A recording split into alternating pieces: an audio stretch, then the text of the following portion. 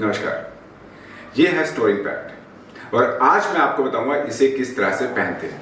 इस black portion को आप अपने चिन पे लगाएंगे और अपने फेस के अकॉर्डिंगली इसे एडजस्ट करेंगे